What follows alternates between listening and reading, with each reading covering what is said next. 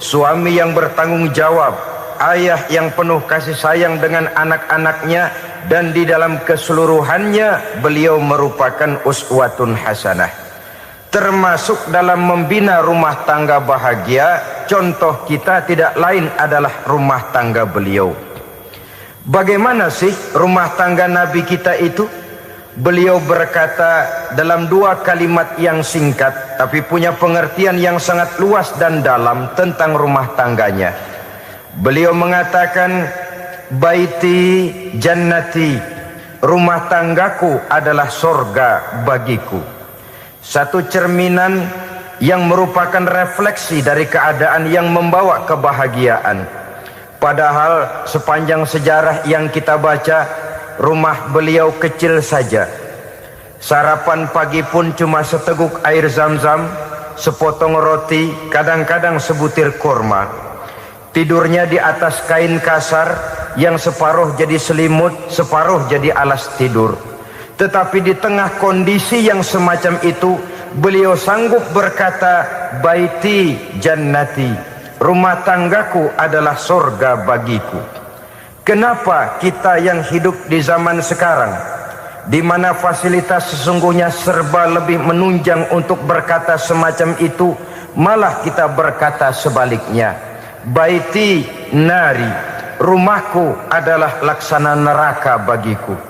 Padahal kalau dilihat, rumahnya pun kadang-kadang bertingkat, kendaraan serba berkilat, uang banyak berlipat-lipat, istri pun tak kurang cantik memikat, kadang-kadang jumlahnya 4. Tapi tiap hari kiamat tidak ada ketenangan dan ketentraman di rumah tangga. Saudara hadirin kaum muslimin rahimakumullah, mengapa Rasul sampai mengatakan baiti jannati, rumahku adalah laksana surga bagiku? Inilah pokok pembicaraan kita pada pertemuan kali ini. Sebagaimana yang kita maklum bahwa nikah dalam pandangan Islam bukan hanya sekedar untuk memenuhi kebutuhan biologis manusiawi, tidak hanya sekedar untuk memperkembangbiakkan keturunan, dan juga tidak pula untuk memperturutkan hawa nafsu. Lebih daripada sekedar itu, nikah dalam pandangan Islam merupakan ibadah. Oleh karena ibadah, maka seluruh tujuan ibadah, apakah dia bernama solat, apakah dia bernama puasa, zakat, sodako, haji dan lain sebagainya, seluruh daripada tujuan ibadah, target utamanya adalah mardhatillah atau keridhaan daripada Allah Subhanahu wa taala. Kalau nikah itu ibadah, maka sesungguhnya tujuan utama dari pelaksanaan suatu pernikahan tidak lain hanya untuk mencari keridhaan dari Allah Subhanahu wa taala. Bukankah kalau kita tanya tiap orang yang melakukan nikah, kenapa sih kamu nikah dengan dia? Jawabannya bisa macam-macam. Yang umum, karena saya cinta dia. Ada yang berkata, karena saya ingin mendapat ketenangan hidup. Ada yang bilang, karena saya ingin hidup teratur. Ada yang mengakui, karena saya ingin dapat keturunan dan lain sebagainya. Tetapi sesungguhnya menurut ajaran agama, kalau nikah merupakan ibadah, jawaban intinya ialah saya melakukan nikah untuk mencari keridhaan dari Allah Subhanahu wa taala. Ini konsekuensinya kalau nikah merupakan bagian daripada ibadah. Rumah tangga yang didirikan atas dasar mencari keridhaan Allah, maka akan diwarnai oleh nilai-nilai luhur daripada ajaran agama. Tanpa harta orang memang sulit untuk bahagia, tapi harta bukan jaminan orang lalu akan bahagia. Harta pada suatu saat akan berakhir, kecantikan akan berkurang, pangkat dan jabatan akan sampai kepada batasnya. Tetapi agama, keyakinan, nilai-nilai iman, itulah pegangan kita yang kekal dan abadi. Sebab itu dalam surah Ar-Rum ayat ke-21 Allah Subhanahu wa taala menjelaskan, wa min ayatihi an khalaqalakum min anfusikum azwajan litaskunu ilaiha wa ja'ala bainakum mawaddatan wa rahmah, dan di antara tanda-tanda kebesaran Allah, dijadikannya bagimu istri-istrimu dari diri kamu sendiri, litaskunu ilaiha, agar kamu bisa hidup tenang bersamanya, wa ja'ala bainakum mawaddatan wa rahmah, dan dijadikannya di antara kamu rasa cinta dan kasih sayang. Umumnya pernikahan terjadi karena mawaddatan warahmah ini, cinta dan kasih sayang. Atas dua dasar itulah rumah tangga didirikan orang. Atas dasar itulah seorang laki-laki dan seorang perempuan memadu janji untuk membagi suka dan duka dalam hidup ini secara bersama-sama. Namun kalau kita renungi ayat ini, Allah tidak hanya menjadikan cinta, tapi Allah juga menjadikan kasih sayang. Apa bedanya cinta dan kasih sayang? Apa bedanya mawaddatan warahmah ini? Saudara, mawaddah yang artinya cinta, itu sasarannya biasanya adalah jasmani, kecenderungan biologis. Itu akan berakhir. Orang yang mendirikan rumah tangga cuma karena kecenderungan biologis, cuma karena rasa cinta semata-mata, cinta biasanya terkait kepada keindahan. Betul apa benar? Biasanya orang mudah jatuh cinta kepada sesuatu yang punya nilai keindahan. Makanya anak muda jarang yang jatuh cinta sama nenek-nenek. Cinta selalu memandang segi keindahannya. Ini yang namanya mawaddah. Allah tidak mengingkari itu, silakan. Bahwa manusia secara naluri senang kepada serba keindahan, wajar-wajar saja. Tetapi tidak cuma mawaddah, Allah juga menciptakan rahmah, kasih sayang. Mawaddah mungkin ada akhirnya, tapi rahmah tidak akan pernah ada akhirnya.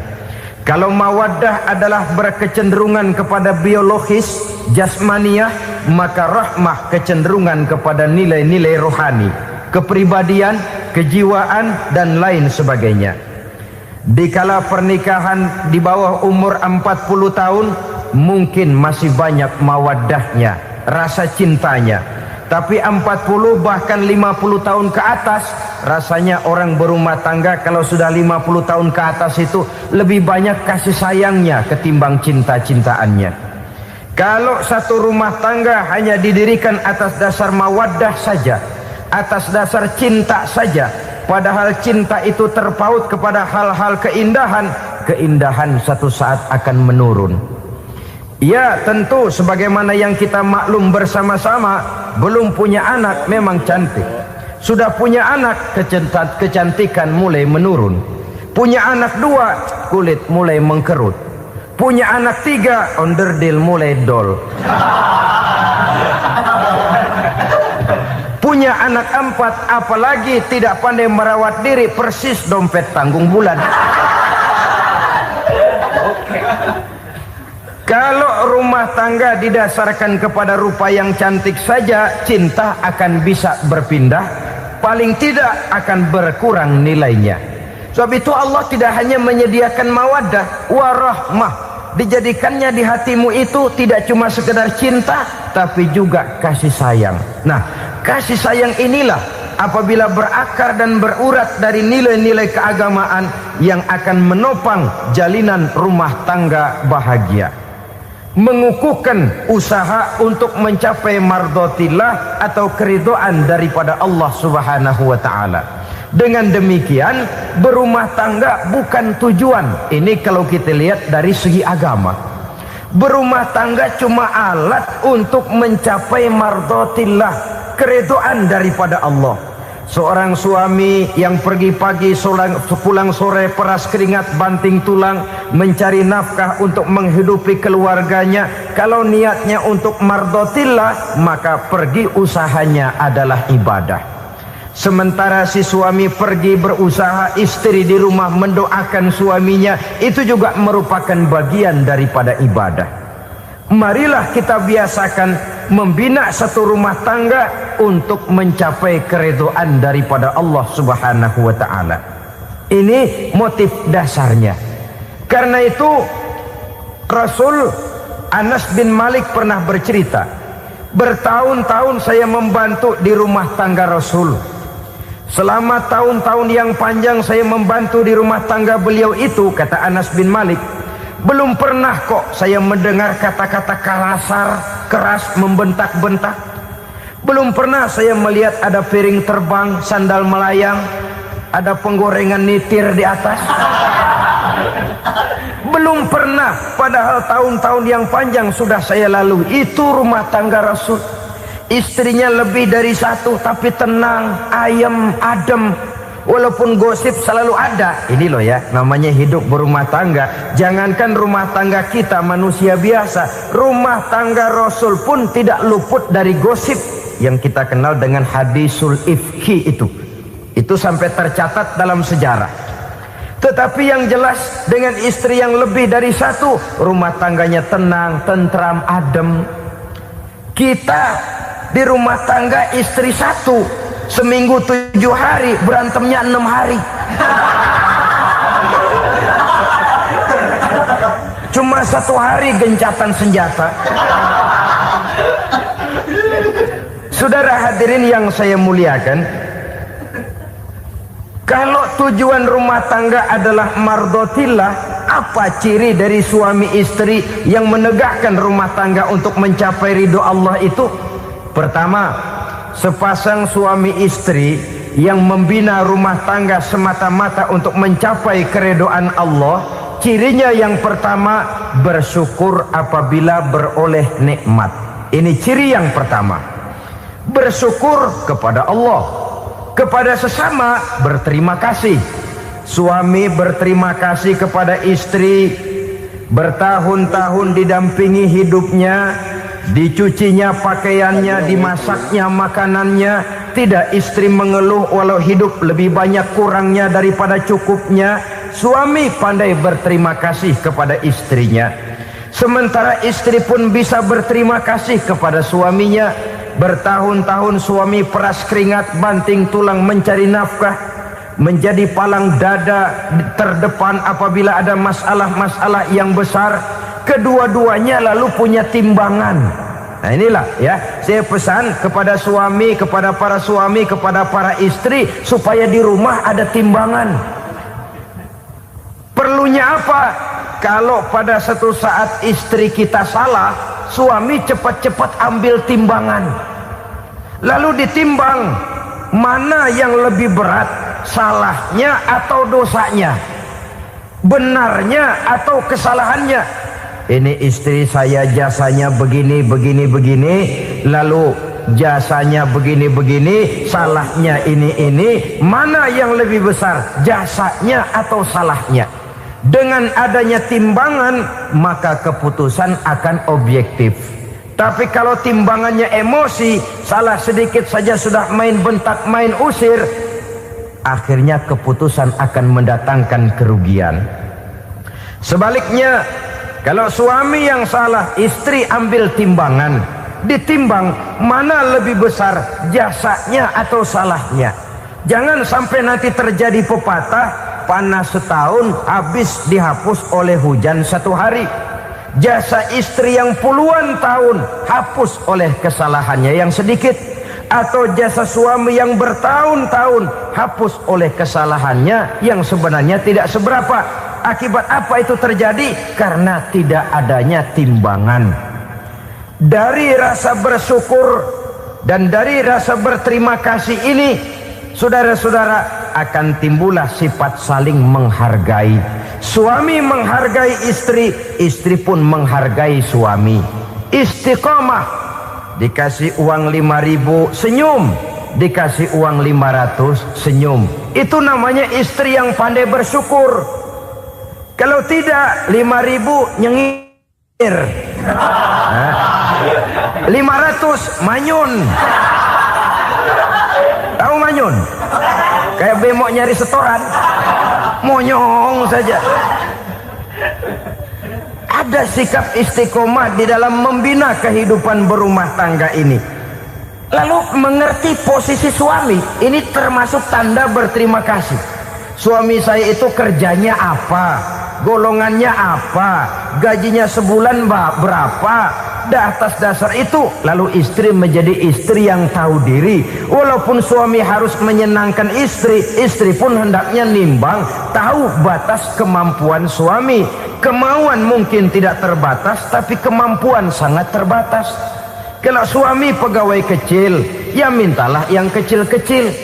Kalau suami pegawai rendah, mintalah yang sesuai dengan kemampuannya. Jangan suami gajinya cuma 50.000 sebulan, istri menuntut minta dibeliin gelang yang kayak velg becak. Tentu sudah overacting namanya. Saudara hadirin yang saya muliakan, kunci awalnya bersyukur kepada Allah. Kalau sudah bisa berterima kasih kepada manusia, hati ini akan mudah bersyukur kepada Allah. Rumah tangga yang pandai bersyukur, berapapun kecilnya nikmat, bukan kecilnya yang dia lihat, tapi karunia Allah yang dinilai.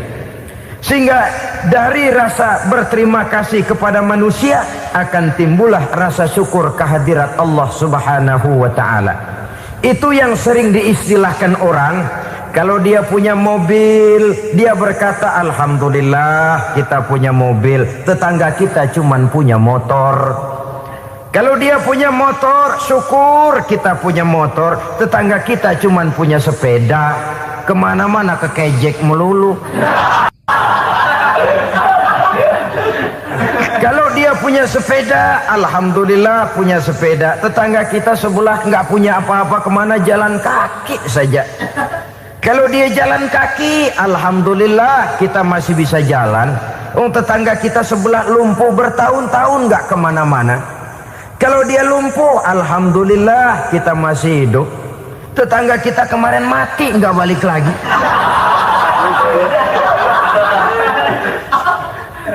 Lalu akan timbul rasa syukur.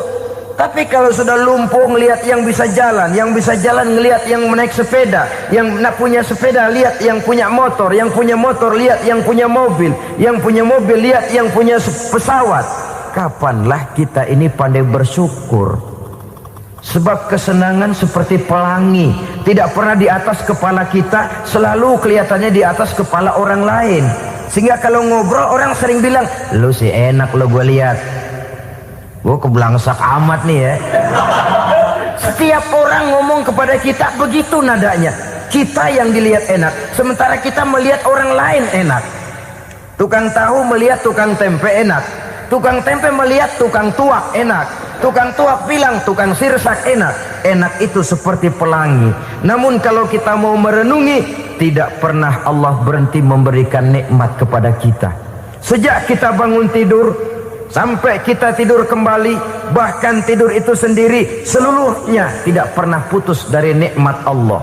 Bahagia ada di gubuk reot, bahagia ada di rumah mewah, bahagia ada di hati kopral, bahagia ada di hati jenderal, di gunung dan di kota, di hutan belantara dan di desa, di keheningan malam atau di keramaian siang. Kalau kita mau mencari, bahagia selalu ada. Tapi hati yang tidak pandai bersyukur, bagaimanapun banyak kebahagiaan yang meliputi hidupnya, dia tidak akan pernah pandai mensyukurinya. Maka berterima kasihlah kepada istri, berterima kasihlah kepada suami, bersyukurlah kehadirat Allah Subhanahu wa ta'ala. Saya sering mengatakan, sebaliknya seorang suami bagaimanapun kondisi istrinya, kalau itu memang jodohnya, beranilah berkata, istriku adalah Romeoku, istriku adalah Julietku, atau istriku adalah Sri Kandiku. Biarin pengkor ya pengkor, gak ada urusan. Mensyukuri. Kalau tidak mensyukuri, yang timbul lalu sesalan. Kalau sudah sesalan, mudah umpat mengumpat, caci mencaci dalam rumah tangga, lalu terjadilah kegaduhan. Ketenangan sulit kalau sudah tidak ada unsur saling menghargai itu. Lebih celaka lagi kalau sudah mengarah kepada penyesalan. Kata istrinya, bang gue nyesel kawin sama lu. Suami digituin mungkin gede kepalanya. Kalau lu nyesel apalagi gua, makin nyesel.